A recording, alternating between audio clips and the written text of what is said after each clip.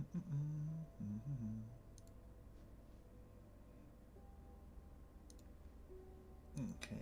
take that down.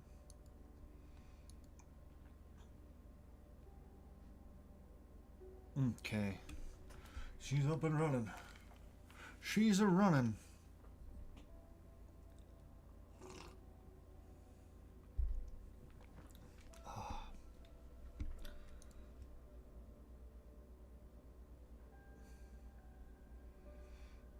Hello, everybody. Welcome back to another set review here. Let's see. Boop. Hope everybody's doing good today.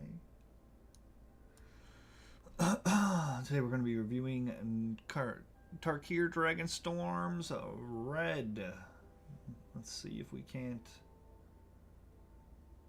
figure out the aggressive side of the format. Here we go. Breaching Dragonstorm. When this enchantment enters, exile cards from the top of your library until you exile a non-land card. You may cast it without paying its mana cost. If that spell's mana value is 8 or less, if you don't, put that card into your hand. I think that's going to happen a lot of times.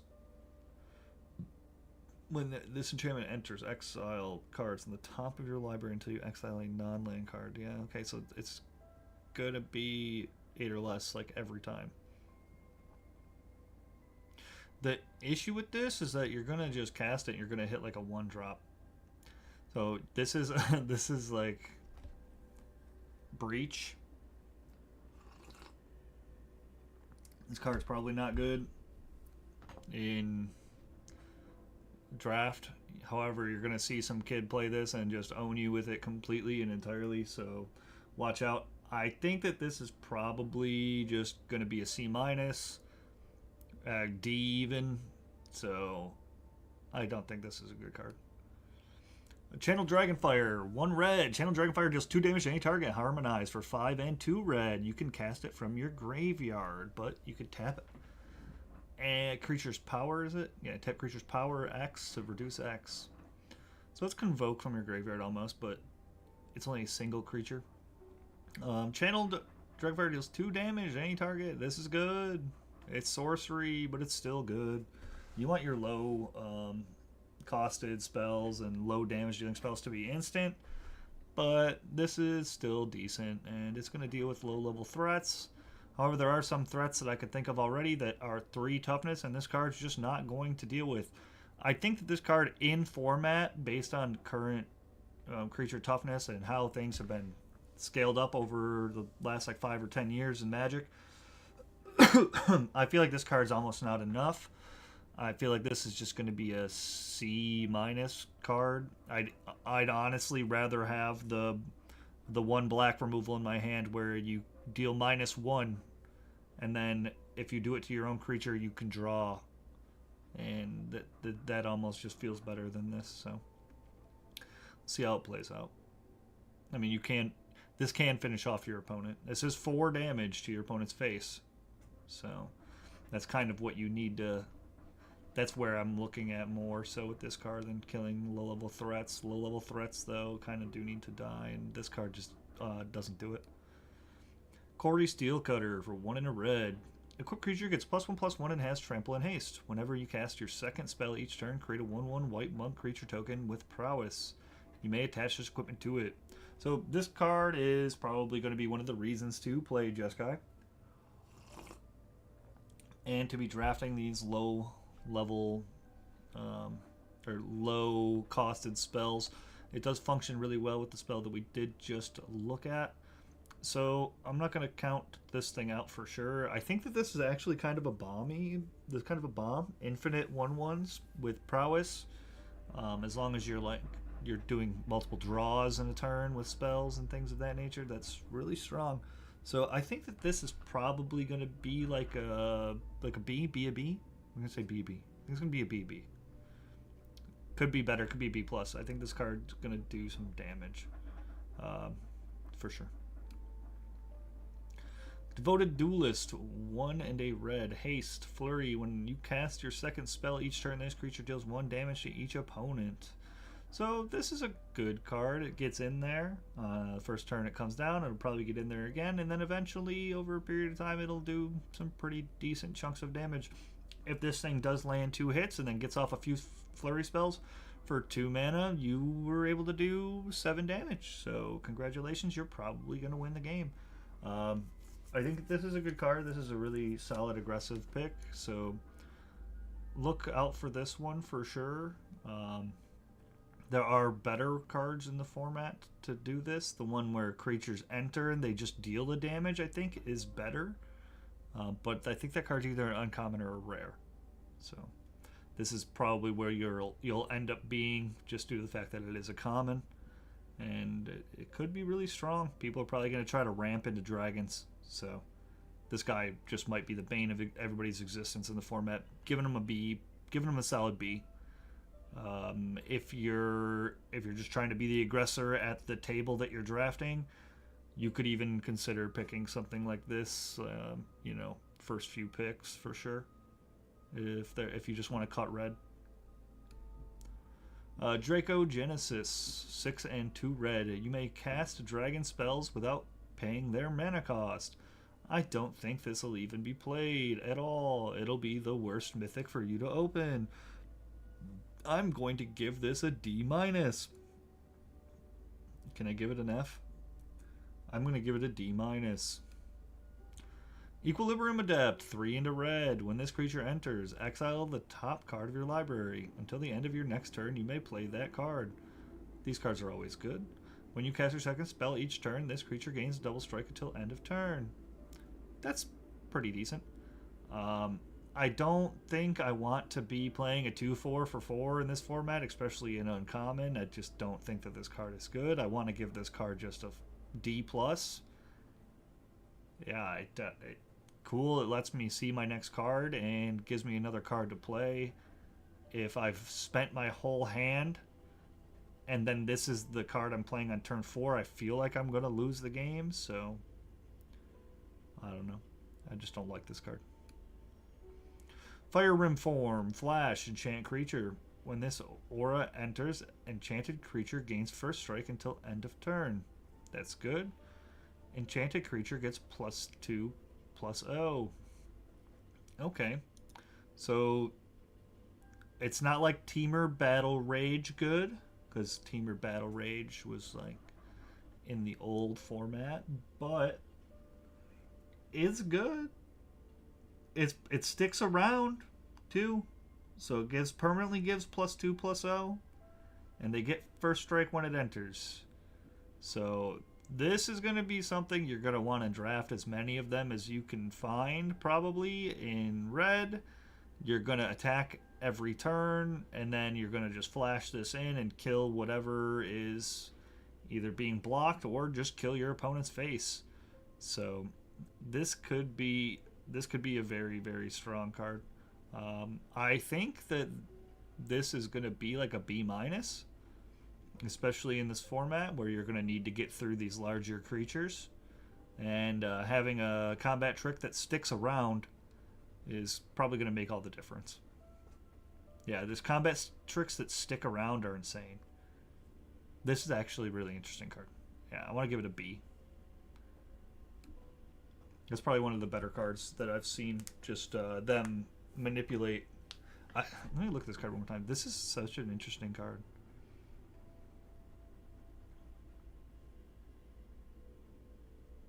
Most effects like this would just give you +2/+0 on an instant speed.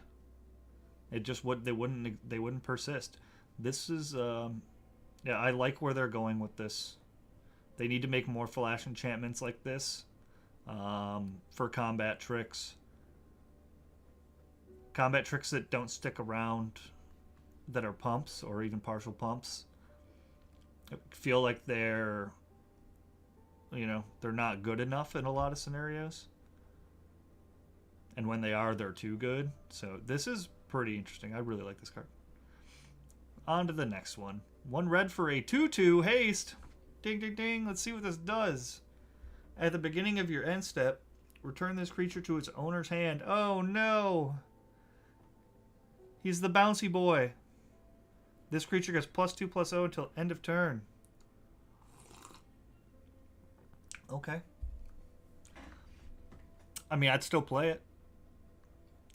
And he definitely... So one really interesting thing about this creature that I think is going to make it see play in Standard or even other formats is that you can play it, you don't have to attack with it, and then it automatically returns to your hand. So if you're trying to double spell Flurry, for example, this is like the card you want to have in your hand, because this is going to be casted for 1 red every single turn and bounce back to your hand. This is going to be what they're going to have to kill in order to turn off all your Flurry triggers. So I see this card being like the Flurry enabler in the format. Does that make sense? Because it doesn't seem like there's enough draw for you to like keep cycling and draw another card into draw another card into draw another card. It seems like having 2 of these in your hand would be actually the best way to trigger Flurry every turn for your whole team. So this is a good card. I think it actually is just better and constructed, but the fact that this triggers Flurry, it gets in for 2. It could potentially be a massive creature coming in for 6. It could be a 6/2 coming in for 7 mana. I think it's really good. I think that this card is going to see play in other formats potentially. This is like for draft, I'm going to give it a B-. However, I think if you're trying to play Jeskai and cast Flurry spells a lot or activate Flurry a lot, this card's probably going to be a B+ for you, and you're probably going to want to even first pick this thing because it's going to be gone. Yep, that's my opinion. Iridescent Tiger. When this creature enters, if you cast it, add white, blue, black, red, green. Okay, we add Wooburg. Whenever Mark Wooburg, whenever Iridescent Tiger enters. So this card's gonna be decent. It's not gonna be anything to like write home to your mom about. You could, you know, it's mostly there just to fix if you're trying to play like some complicated, just, you know, off the wall deck. I don't think this card is going to be too good. It's probably better in like a constructed format where you're trying to cheese Wooburg. You're just trying to ramp into this card and then you cast this and then you can just, I don't know. I don't see it being strong. You could infinitely chain these for as many of them as you had in your hand, but that doesn't matter. This thing's going to be, it's going to be a 3/4 for 5. I'm going to give this card I'm going to give it a D+. I just don't think it's good. Jeskai Devotee, 1 and a red. Flurry. Whenever you cast your second spell each turn, this creature gets +1/+1 until end of turn. Okay. So he's got Sword of Prowess. Sword of Prowess? He's a 2/2 for 2, so that's above what most of the other ones are or were. But the other ones can like recur from the graveyard. This one just can't. I think that this one is worse than the other devotees. I'm going to go ahead and give it a C-. Magmatic Hellkite, 2 and 2 red, flying. When this creature enters, destroy target non-basic land an opponent controls. Its controller searches their library for a basic land card, puts it onto the battlefield tapped with a stun counter on it, then shuffles. So this is a card you're going to play no matter what every time. It's really good. You're going to be able to potentially hose your opponent's dual-colored lands and make them, you know, have to fish for a land that won't come untapped. So then you're going to put them back a turn. This is really good, super strong. Play it. It's a over toughness creature for sure. It's 4/5 for 4 flying. This is good. It's a bomb. You're going to pick this whenever you see it. If you're say it's your pick one pack one, you're taking this card. Probably a A-, B+. I'm going to go with A-. Yeah, just because you're a solid player at the right time playing this card can potentially select the proper land to cut your opponent off of either the right dual colored or the right color to cast a spell that they might need. Let's say their only black land is a dual land. You then hit their black dual land, and they have to get a swamp out of their deck. Now their swamp doesn't untap during their untap phase, so on their next turn, they're stuck on all black cards, and they're all removal, and they just want to kill your creature, but they can't, because they can't untap that one black.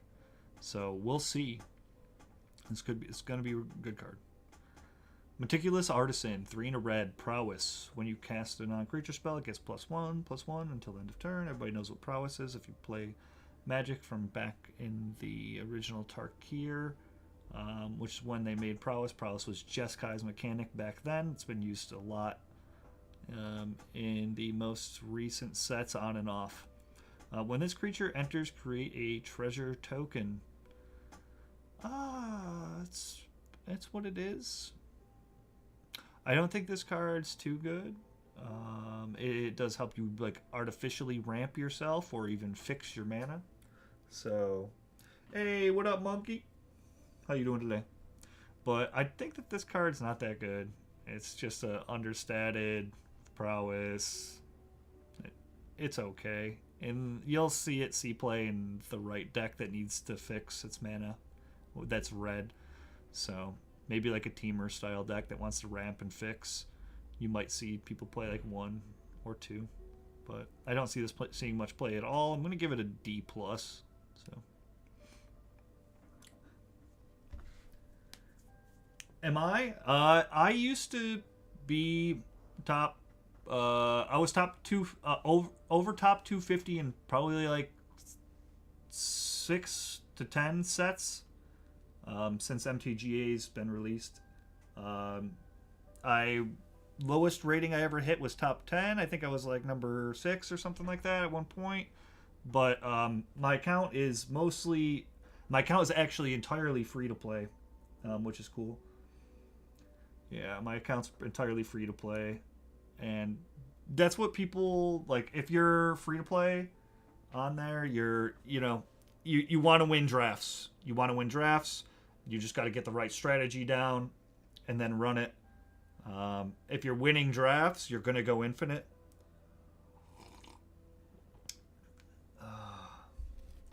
So, yeah, stick around. There's definitely a lot to learn. There's a learning curve to it. And, it's going to be... It depends on how much you know already and how much you want to know. There's almost an infinite amount of lessons and things for you to like keep in mind when drafting. So you may cast this card as though it had flash if you behold a dragon.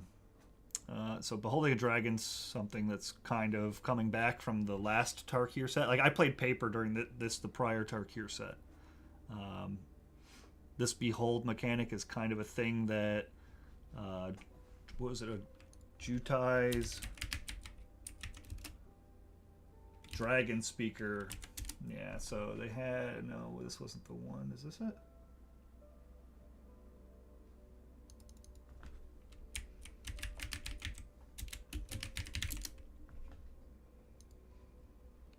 Let me see here. I know that it exists.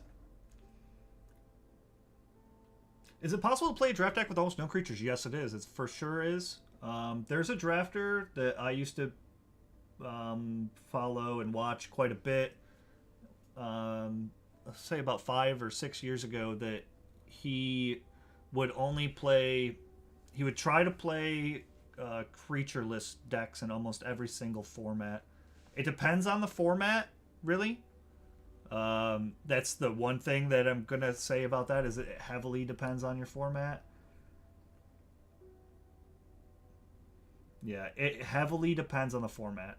If you have a format where you can get away with it, what was the most recent one? The most recent Guilds one, the most recent Ravnica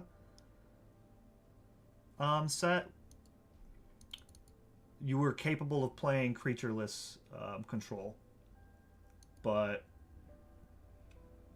yeah, in what I try to do or tend to do is what almost everybody does in draft in like newer draft sets is they'll draft their bombs and then just removals because you're not going to get board wipes. You're not, board wipes is just asking for too much. You just try to play anything that's going to produce 2-for-1 advantage for you. So anything that could 2-for-1, and then you try to favor removal, and then you generate your own 2-for-1s by removing their card when they go to do something to it, right? And then so you're making a 2-for-1 with a removal.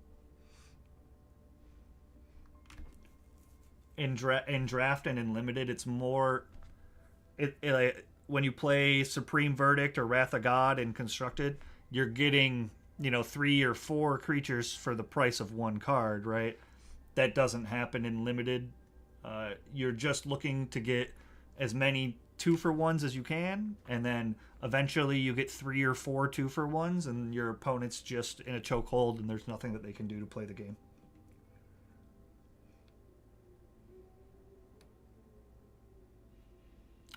Let's see here.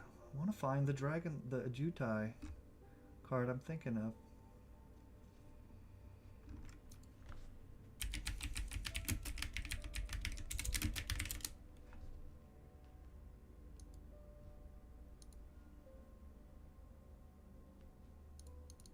Yeah, it's Cons of Tarkir, spoiler.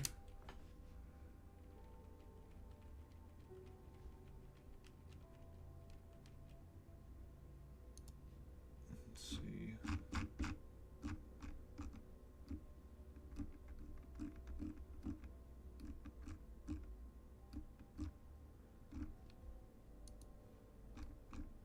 Oh man, Wingmate Rock. Ugh. What a card. That card was just such a beating. You had played that card and you were just dead.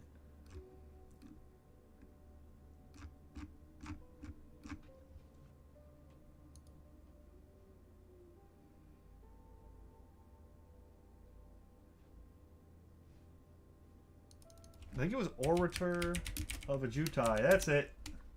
Aha, I remember it now. It's Orator of Ajutai. So let's bring this guy over here. As additional cost to cast Orator of Ajutai, you may reveal a dragon, defender, flying. When Orator of Ajutai enters the battlefield, if you reveal the dragon, or control the dragon, as you cast it, you can draw a card. So this is what all of these cards kind of really remind me of that they have in the format. All of these Behold spells. This was just like a thing that they started back in this set. It was basically beholding a dragon. If you had one, or if there was one in your hand, you could reveal it to gain an additional effect. It would turn spells into things that were playable in even modern formats. That one's Wall of Omens right there, but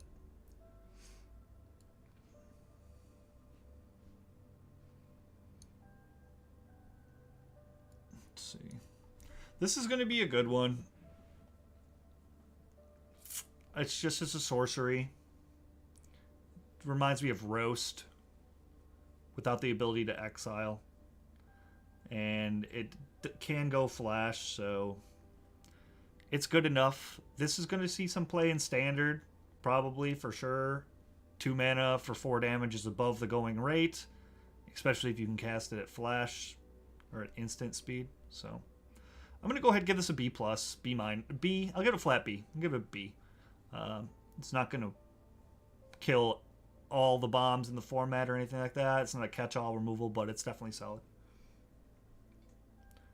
Narset's Rebuke, 4 and a red. Narset's Rebuke deals 5 damage to a target creature. Add blue, red, white. If that creature would die this turn, exile it instead. This is good. This is one of those cards, like I said, you want things that give you multiple effects. This doesn't really give you any on-board pressure, but it could if you're trying to cast something for red, white, blue. So 5 damage is enough to take care of most threats in the format, and it's also an exile, which is relevant, very relevant. It's a little high cost. I think this is actually a more premium removal maybe than even this one. I don't know. It's close. This one's probably better actually. I don't know what I'm talking about, but this is probably a B minus. This is probably it probably doesn't even CC because of how all the text. The exile is relevant. The number 5 is relevant in this format for a lot of creatures. 5 toughness is the key number you need to hit. So the adding the blue, red, and white is kind of the thing that has me on the edge of it because you don't know you probably won't be able to utilize it every time. You're going to cast it for 5. You're going to have to kill one of their creatures that's a really important threat for you to kill right now, and then you're just going to have 3 mana floating. Is it the worst? No, it doesn't really matter. You wouldn't care. It wouldn't change your mind if that add 3 mana was there or not as to whether or not you play the card. It just might generate you a tiny bit of additional value by allowing you to cast 2 spells in a single turn. So if you can utilize this mana, this spell almost becomes deal 5 damage for 2 mana, right? You're just down a card. If you're trying to be aggressive and stay aggressive, this is the card you're in the market for. If you're playing a more controlling oriented deck, this might be something you shy away from unless you're trying to cast a draw spell off of this 3 mana, which you very well could. You could instant speed, deal 5, and then cast a 3 mana draw spell at instant speed, which would also be a very, very, very good play. Netting you potentially 2 or 3 cards. Overwhelming Surge. 2 and a red. Choose one or both. I get to have my cake and eat it too. Overwhelming Surge deals 3 damage to target creature. Destroy target non-creature artifact. That's good.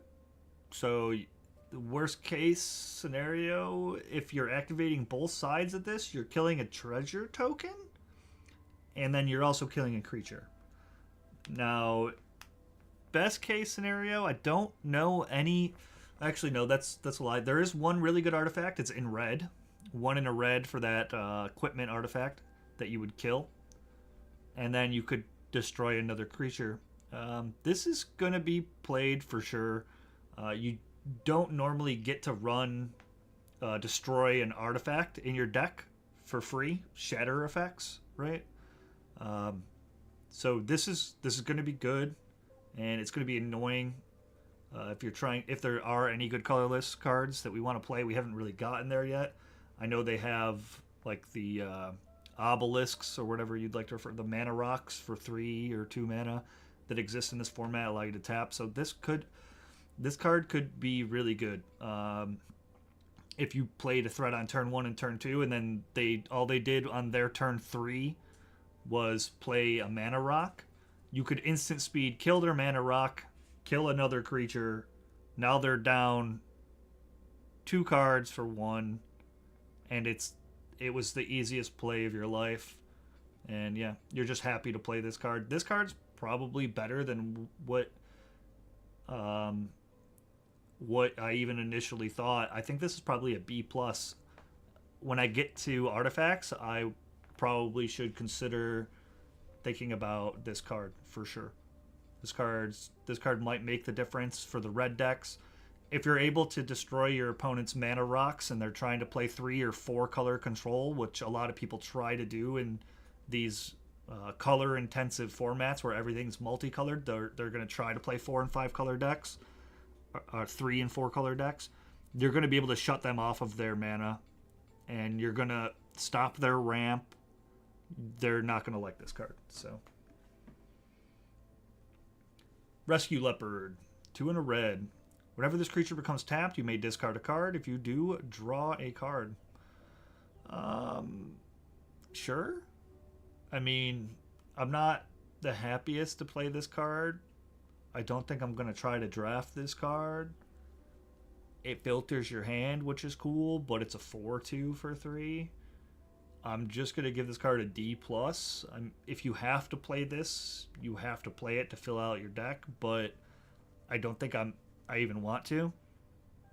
The one thing that makes me sort of interested in this card is if I'm playing Teamer and I want to enable anything that has to deal with creatures power 4 or greater. So definitely not trying to play it in my faster red deck. Yeah, it's probably just a teamer card. D plus, maybe. I feel bad because he's cool looking. Yeah, D plus. Sorry, kitty. Reverberating summons, 1 in a red. At the beginning of each combat, so that's good. If you've cast 2 or more spells this turn, this enchantment becomes a 3/3 monk creature with haste in addition to its other types until end of turn. So if you triggered Flurry, this becomes a 3/3. Otherwise, it's just nothing. I don't like this card. You would think it would do something when it enters? This just seems bad. At the end, like, this is the only thing that seems okay. So once I've played all my useless cards in my hand that don't do anything except for potentially make me 3/3s, I can then discard nothing because I have an empty hand for 2 mana and draw 2. But then I'd have to sacrifice the card that could potentially become a 3/3. I don't like this card. It could play out better than what it looks, but I just don't like it. You have to jump through too many hoops to be aggressive. You have to jump through too many hoops to be defensive. And you're only able to get any true value out of this card in the extremely late game. So, yeah. I want to go C-, D+, but it could be a little bit better than what I think. It could also be a little bit worse, honestly. It's not that good. It's really not that good of a card, I don't think. Sarkhan, Dragon Ascended. I heard this guy's good. I heard he's part of some combo kill bullshit thing they got going on, but let's see. 1 in a red. When Sarkhan enters, you may behold a dragon. If you do, create a treasure token. That's good. Allows you to ramp into bigger dragons faster. He's a 2/2 that creates a treasure token. That's insanely good. So on turn 3, you're able to play a 4-costed dragon. I could think of some pretty good 4-costed dragons, especially in Standard. If you go back up to Magnetic Hellkite, if you're playing strictly red, you could play that guy, then play this on 3, destroying one of their non-basic lands, and then making their land not untap. If you played first, it's going to be really hard to get yourself out of that scenario. So whenever a dragon you control enters, put a +1/+1 counter on Sarkhan. Okay, so that's even better. Until end of turn, Sarkhan becomes a dragon in addition to his other types and gains flying. Okay, so he's just beating them up. You're beating them up from all angles. If you were to do that combo, they don't have lands. They are getting hit in the air for like 7 every turn or something like that. This card is strong. Yeah, this card is strong. I don't know why his portrait reminds me of the Dragon Speaker?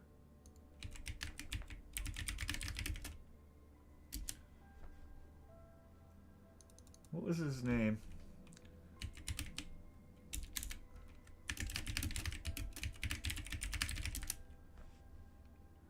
It's a 1-mana red.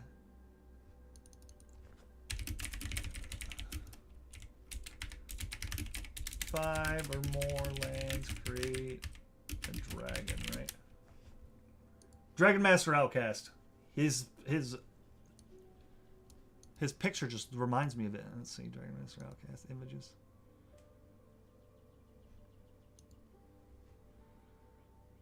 I don't know why he looks just like it. Is it him? Is that what I'm saying? Is this him? Are you the Dragon Master Outcast, Sarkhan? He might be. I don't know. But he looks like him. This card's good. This card's going to see Standard play for sure. I want this card. I love creatures that are massive that cost 2. This is 2 is the magic number for a threat or anything, in my opinion. If a card if I'm playing a card for 2 and it doesn't have the potential to win me a game, because I play control decks most of the time in constructed, and in limited I'll play whatever I feel like is the best. In constructed, I'm trying to play control decks. 2 mana threats, absurd, insane. That's all you ever. It's the all you ever really want to be in the market for. You play 2 mana and you play like 5 or 6 mana threats. Something that's going to instantly win you the game. This is going to win you the game over time. Something's going to instantly win you the game comes down the line. So, I think that this is really good. All right, we'll go on to the next one. I'm getting drooling over Sarkhan over here. Seize opportunity. 2 and a red. Choose the top 2 cards of your library. Until the end of your next turn, you may play those cards. Okay, I'm not the biggest fan of these kind of effects, but it is what it is. Up to 2 target creatures each get +2/+1 until end of turn. That, my friend, is actually pretty strong.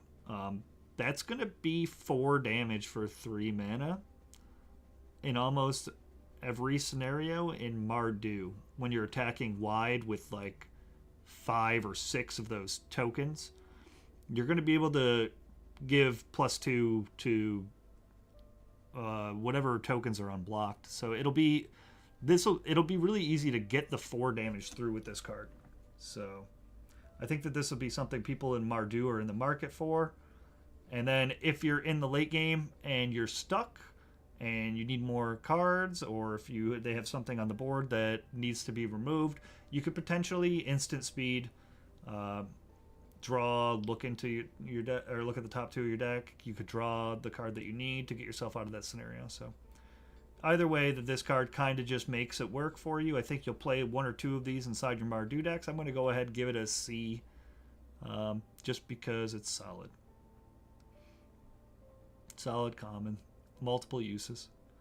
On to the next one. Shock Brigade. 1 and a red. Menace. This creature can't be blocked except by 2 or more creatures. Mobilize 1. So this kind of reminds me of the Death Toucher we saw when we were reviewing Black. He was a 3 mana 1/3 Death Toucher. Mobilize 1. This card does the same thing, but doesn't have the removal clause on it of Death Touch. This card is going to come down a turn earlier, allow you to get more beats in. It's also hard to block this card, so he does the same thing. He provides a threat that's awkward to block, so he'll be getting through most of the time. Issue is that these mobilized creatures are probably not. They're probably just going to be hitting 2/2 walls, you know what I mean, every single time. So a 2/2 in this format is a lot better than 2/2s in every other format, just due to the fact that everything's got mobilize on it. There are so many 1/1s running around that a 2/2 is just twice as good. So I think that 2/2s are going to be insane. Being able to just sit there and stop a damage every single turn, and then once you have 2 2/2s, what does this guy even do? He doesn't attack. He doesn't do anything. They now have to remove one of your 2/2s in order to have an effective attack. Bears are going to be good in this format. This is my take so far. Bears are good, and 1 toughness removal is also good because there's a lot of 2/1s. 2/1s exist like crazy. There's a lot of that random stuff like that. These 1/1s are going to just be an issue for everybody. I think that this card is definitely one of your higher picks in commons for red and Mardu, or red, white, whatever colors you want to be in for your aggro deck. I think that this will see a good amount of play. It's hard to block. It creates an additional attacker. It triggers mobilize. Does everything you want. I think that this is going to be just a C. I don't think you're going to... I do think people are going to try to draft like 4 or 5 of these into a deck and see what happens, but I don't think it's going to be that good. You're going to just play one on turn 2, and then you're going to play another one on turn 3, and you're going to be kind of sad about it. So, overall, it's just a C. I think he's only good when he comes down on curve, so I would probably only include 1 in my draft decks. But we'll see how it turns out. Shocking Sharpshooter. This is the creature that I think is going to be the highest valued creature in the entire set in red. It's probably going to win you the game in most scenarios that you draw the card. If not, it's going to immediately eat a removal so that your next big threat can stick on the board. It is a 1/3 reach. That's okay. It does block flyers. That's good.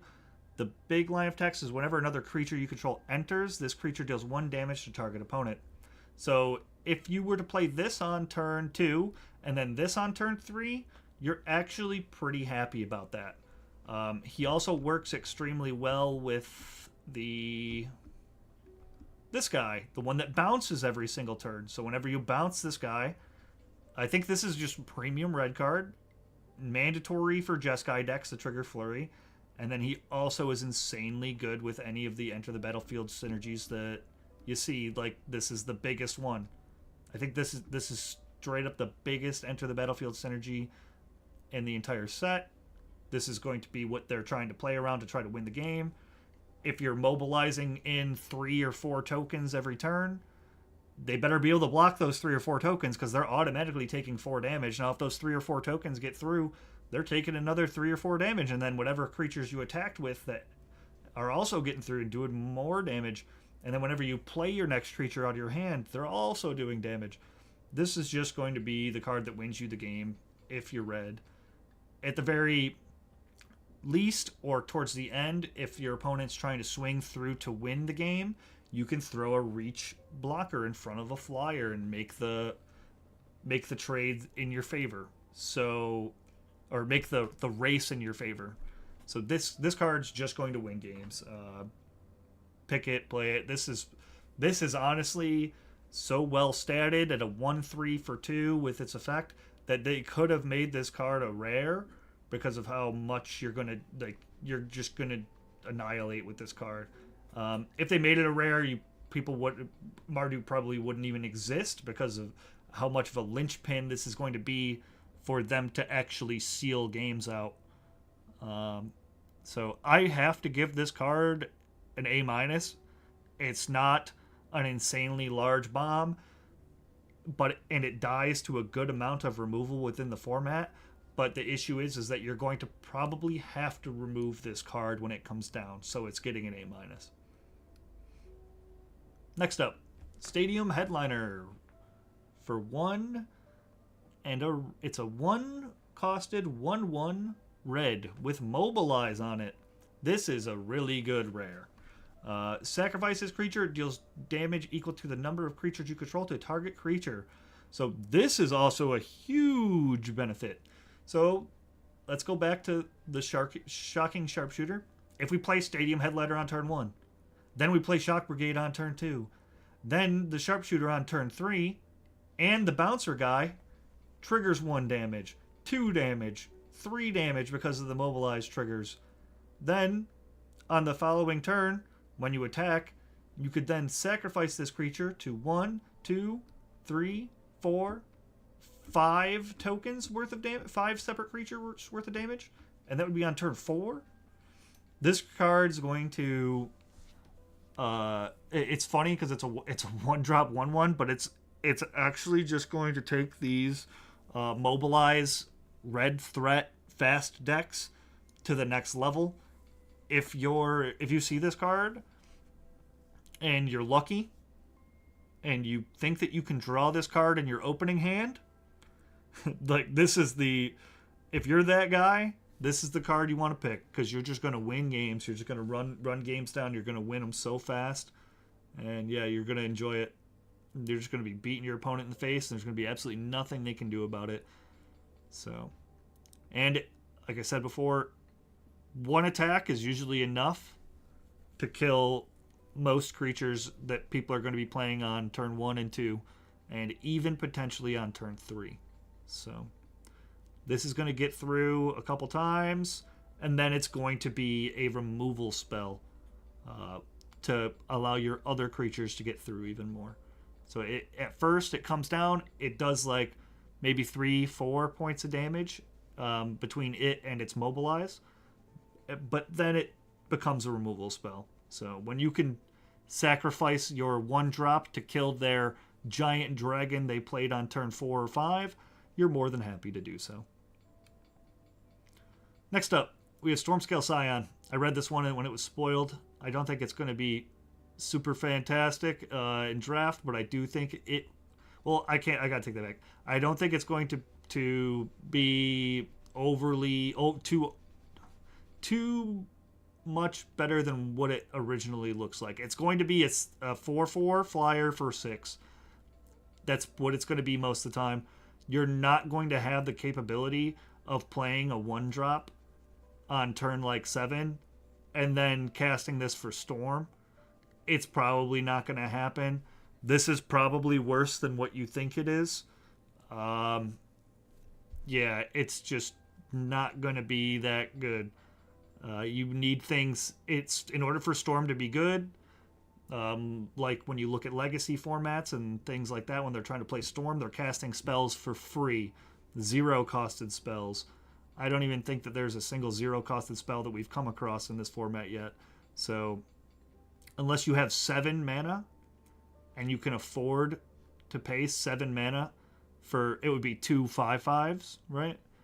I mean, 2 5/5s for 7 mana, flying, definitely above, but you have to have that 1-drop. And you have to have both of these cards in your hand on 7. You're asking for a lot. You're like living in a pipe dream, kind of, when I look at this card. In order for it to be successful, I just don't think it's going to be that good. It's probably a turn 8, or if you have treasure tokens, turn 7 you play a bear, and then you make 2 of these. If you do get to make 2 of these, though, that's the caveat here, is if you do make 2 of these and you get 2 5/5s, right, because they're giving each other +1/+1 or whatever, you probably are going to win the game. But when you look at this card and you compare it to something like, let's go to, I'm going to pull up Wingmate Rock.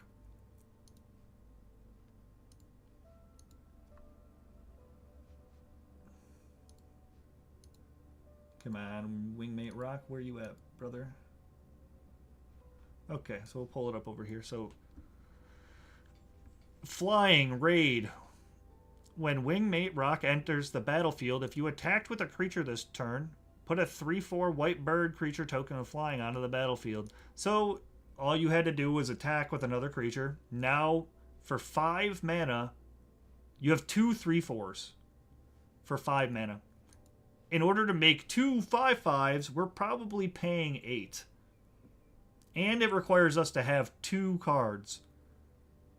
Well, we have 8 mana in a draft format, and we have to not be dead. They also don't do anything to stabilize us like Wingmate Rock would. Wingmate Rock would gain you 1 life for each attacking creature whenever it attacks. So, it's just, there's just better cards that have existed in different formats, and it's just not, in my opinion, in draft, this is just not going to be a card that holds up. So, however, if I am in red, I'm going to test this and play it. I just don't see it being that good. Overall, I'm going to have to say it's a B-. It still has the potential to carry and win you games. It's still bomby enough for me to pick it, but I'm just not that happy to see it as my mythic. Next one, we have Storm Shriek Feral. I love these Omen cards. I say it time and time again. These Omen cards are amazing. Anything that's going to keep the threat density in your deck very high is where I want to be. I want to thin my deck and then put threats into it so that I'm drawing gas and nothing but gas. So the Omen portion of the card is discard a card for 2. If you do, draw 2 cards. So, what's that? No, that's not Faithless Looting. That's, I can't remember. It's not Tormenting Voice, is it? It's been a minute. Yeah, it's Tormenting Voice. So it's Tormenting Voice. And then the other side is Flying Haste for 5, and you can pump it for 1 in a red. The creature gets +1/+0 until end of turn. I like hasters in red. I will always play this card if I'm in red. It's going to come in. It's probably going to get the attack off initially in the air for free. It's going to start doing its damage. And then next turn, you can potentially hit them for, if you have 6 mana, 6 damage. So if it comes down, you hit them for 3 on turn 5, then you're hitting them for 6 more in the air on turn 6. They might have already taken 11 damage, and they may just lose the game to this card. I see this card being very strong in red, especially as a finisher. So I want to give this card a B-. I think this might be one of the better red commons. It's got dual modality. I don't think you're going to want to use Flush Out early, but if you have to do so, you have to. And you know, sometimes you're just in that scenario. You just either need to draw another land or you need to draw an active threat. So if that's where you're at and you just have to do it, go ahead and do it. Fire it off. Otherwise, I do think that the dragon portion of this card is much better. It's probably got the best creature side. I think that this card's going to be like something that you should... you see these like laying around at your like local gaming store, right? On the table or whatever. You might want to pick them up. The big thing I can think of is, what was the... I think it's Stubborn Denial. Yeah, Stubborn Denial. So these were... let me actually look at a TCG player on it. No, that's not it. Sure. So foil 1 is what, 17, whatever, right there. Let's go to TCG player.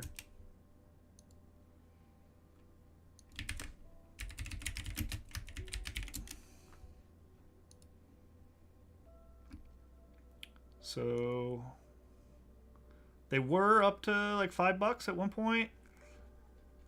But see, like cards like this were like sitting around on the table back when I was playing, and everybody would just throw them there and be like, you know, these are nothing. No one cares about these cards, whatever. These ones are uncommon, so they're, you know, they are going to hold a little bit higher of a value. But anything like this where people would play Tormenting Voice or its effect in a deck, this is just a strictly better card all around. I think that this is just something you're going to want to hold on to.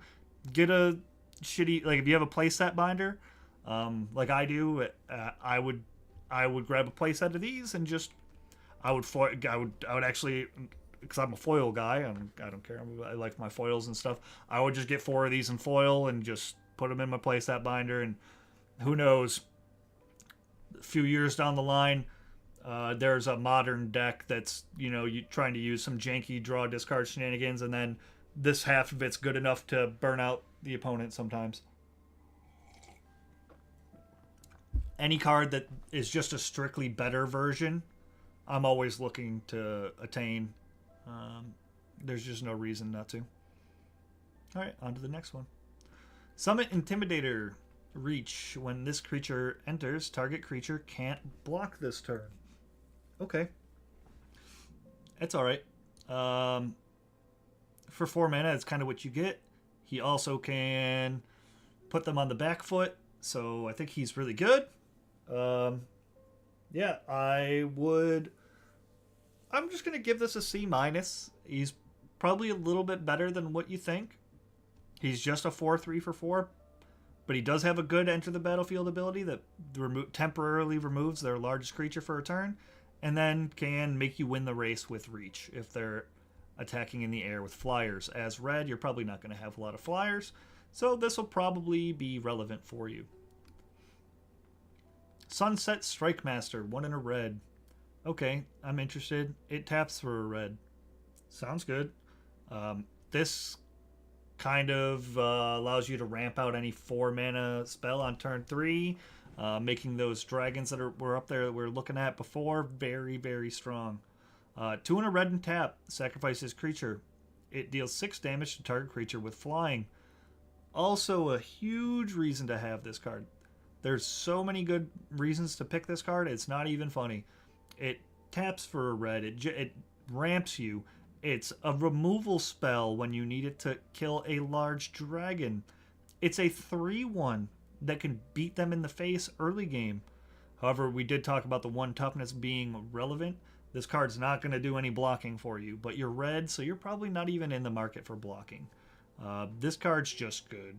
I'm going to go ahead and give it a B+. I think that you're probably going to fall into scenarios where you have a mediocre rare and the removal, there's just not any premium removal in your pack, and you might consider taking this card as a first pick. I could just see it happening. You'd be able to play it both in your Jeskai decks as well as your Mardu. So, very good card. Tersa Lightsaber. Light Shatter. Lightsaber. Haste. When Tersa Light Shatter enters, discard up to 2 cards and draw that many cards. Okay. Okay.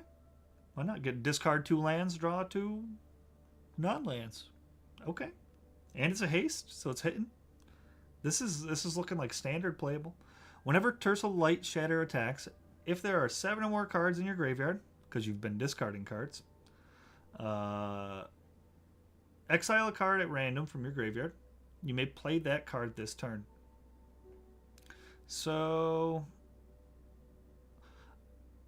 I liked the top half of this card way more than I like the bottom half of this card. So you get a 1 in 7 chance, is what I'm understanding.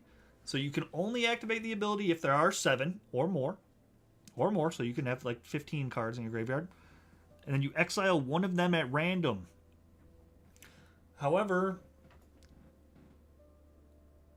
if you're playing standard, the cards that are in your graveyard are probably pretty good removal spells and things like that. So, and they're probably pretty low costed, or they're just really high value threats or something like that. It seems like this card's going to be good in standard and not as good in limited. You're going to pick this card, you're going to play it whenever, just because of the fact that it's a 3/3 haster for 3 that allows you to filter 2 lands out of your hand.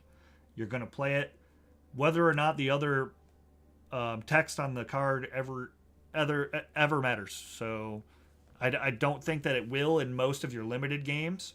I think it's just going to be a 3/3 for 3 that hits them and allows you to filter your hand. So I think that this card's good, but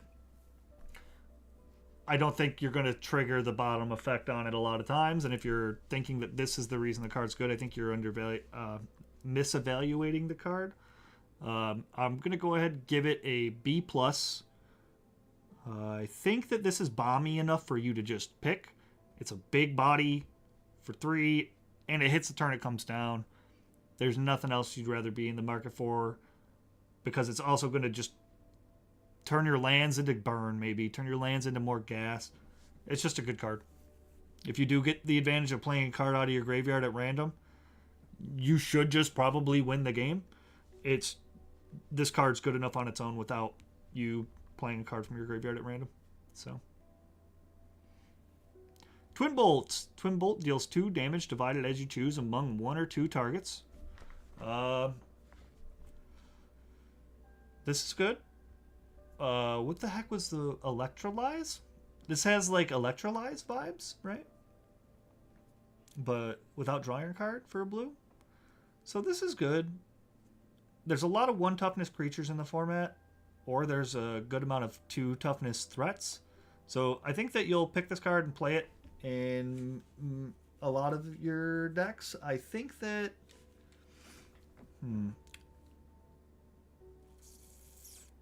it might not do enough based on what you're fighting against. So I think that it'll probably end up being like a B- or even a C+ level removal. There's a lot of other cards that you'd rather take, but there are also a lot of 1 toughness creatures in the format.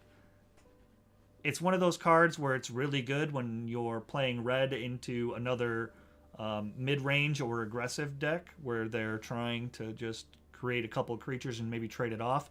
You might even be able to get a 2-for-1 with this card. But if you're playing against a more control-y, bomb-oriented deck, this is just not the market you want to be in. This card's probably not even going to do enough damage to kill anything, so you're going to end up having to 2-for-1 yourself in order to get any actual value out of this card. So overall, not bad. Like I said, I think I want to give it a C+, but it really just depends on your matchup. This is a matchup dependent card. You'd run 2 or even 3 of these against your aggressive deck, but you'd run absolutely none of these in most scenarios against your more control-oriented decks. Underfoot Underdogs, 2 and a red. When this creature enters, create a 1/1 red goblin creature token. Okay, that sounds good. Target creature you control with power 2 or less can't be blocked this turn. Alright, I like this card. I'm sold. So, this allows you to attack in with creatures that have Mobilize. They won't die, and then they'll create Mobilize tokens. Whether or not those Mobilize tokens get through, who knows? But it will allow the triggers on your other cards to happen if they involve creatures entering the battlefield. So this card's probably going to be a combo piece with your Shocking Sharpshooter here and any other Mobilize card, right? You get those 3 going on the board. If they don't have a way to remove this guy, he's pushing through at least 1 Mobilize card for you, 1 Mobilized creature, and you're just going to continue to get value out of it. It's pretty good. Your board's going to get even wider. You already have this. You already have another 1/1. Eventually, you'll be able to swing in for a lethal amount of damage. It seems good. I think that this is like a B minus. It's just going to be good enough to seal the deal. They're going to get to the point where they feel like they have to remove this card instead of your actual threat on your board if you're applying enough pressure. So if you have them using their premium removals on a 1/2 that's already made a 1/1, you're in a good position, really good position. So I think I'm going to draft a bunch of these, try them out for sure. These are going to be really, really strong in the aggressive decks. One thing to note that I kind of just thought of is that if you combine him with the, I'm going to call him the wannabe Ginger Brute, because he just reminds me of Ginger Brute, dude. I don't know why this guy reminds me of Ginger Brute. But if you combine him with this guy, you can make him unblockable. Now you make him unblockable on attack, you could then pump him. So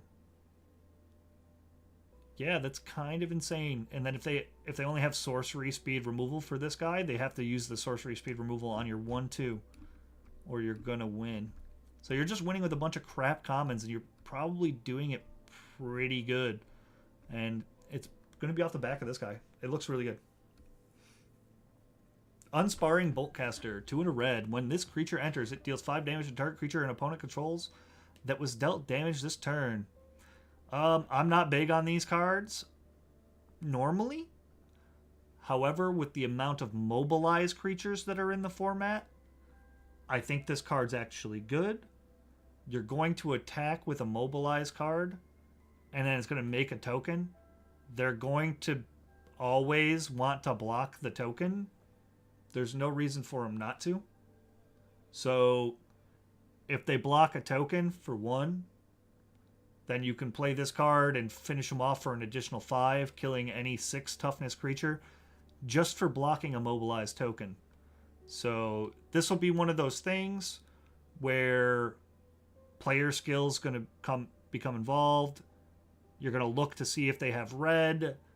If it's turn 3, you're going to consider not blocking a mobilized creature. You're going to consider things like that. You're consider not blocking with your bigger creature. Definitely something to look out for in the format. I think this is a B. Normally, this card would be like a C minus, even a C minus. But I think this is like a B minus, just due to the fact of how this color is going to function in this particular format. War Effort, 3 and a red. When creatures you control get +1/+0. Interesting enough. With all the mobilized creatures, all of your 1/1s being 2/1s is definitely good. Especially if you're curving out into this and you have a bunch of mobilized guys on the board already.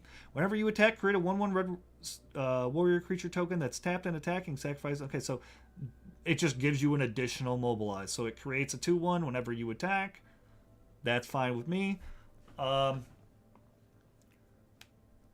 I feel like if you curve out into this, it's going to be like a B. But if you don't curve out into this and you just are like get stuck in like some weird top deck mode or something like that, this card's going to be a D, D minus, because it's just going to do nothing for you. It's going to be D for do nothing. But at best, it's a B minus, B. Just if you curve into it, if you curve mobilize guy into mobilize guy into mobilize guy into this, you're sitting pretty. But just keep in mind that card can turn off this creature's effect. Target creature you control power 2 or less can't be blocked this turn. So it's something to keep in mind. It's a little non-bow we've got going on here. But I don't think you'd play more than one copy of this. I don't think it's going to be a super big premium. I feel like most people won't even draft this card. Overall, it's probably going to be like a C minus, but it'll be interesting to see how it plays out. I think it's all right. Wild Ride, 1 red. Target creature gets +3/+0 and gains haste until end of turn. Okay, that's good. Well, it's not really good, actually. It's kind of meh. Harmonize. For 4 and 1 red, you may cast a card from your graveyard. Okay. I'm not really in the market for things that just give a creature haste for the turn. +3/+0 at non-instant speed is meh. I don't like this card at all, pretty much. There's definitely going to be somebody that plays like a big creature and then gives my creature +3/+0 and just bam, hits you. This could, in my opinion, be best in the Jeskai decks just because it's 1 red and then it could potentially be casted again later on down the line to trigger Flurry for 1 red if you tap a creature with power 4 or greater. So this itself could trigger Flurry, right? Yeah, so if you cast this on one of your creatures and gave it haste, you could then tap that creature and then pay another red, and then you would activate Flurry. So I think this is just best in the Flurry decks. Other than that, I don't even see a use for it. It's probably a C minus in the Flurry deck, and in everything else, it's probably a D minus. So it might be okay in Teamer. I think that it might be okay in Teamer, just to try to trigger power 4 or greater and give a giant creature haste to win the game, but I don't even see it being good. Zergo's Vanguard, 2 and a red. Mobilize 1. Whenever this creature attacks, create a 1/1. Sacrifice it at the beginning of your next end step. This creature's power is equal to the number of creatures you control.